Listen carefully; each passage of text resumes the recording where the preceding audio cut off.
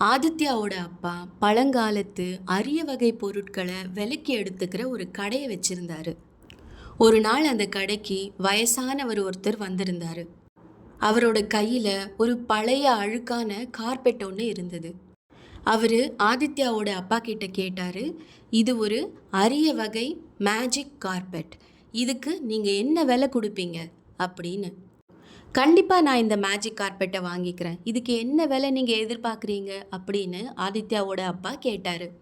அந்த பெரியவர் எவ்வளவு பணம் கேட்டாரோ அவ்வளவு பணத்தையும் அந்த பெரியவருக்கு கொடுத்து அவர்கிட்ட இருந்து அந்த மேஜிக் கார்பெட்டை ஆதித்யாவோட அப்பா வாங்கிக்கிட்டாரு. அந்த மேஜிக் கார்பெட்டை எடுத்துக்கிட்டு ஆதித்யாவோட அப்பா அவரோட வீட்டுக்கு போனார். வீட்டில் ஆதித்யா அந்த மேஜிக் கார்பெட்டை பார்த்து ரொம்ப சந்தோஷப்பட்டான். அப்பா, இது மேஜிக் கார்பெட் தானே அப்படின்னு கேட்டான்.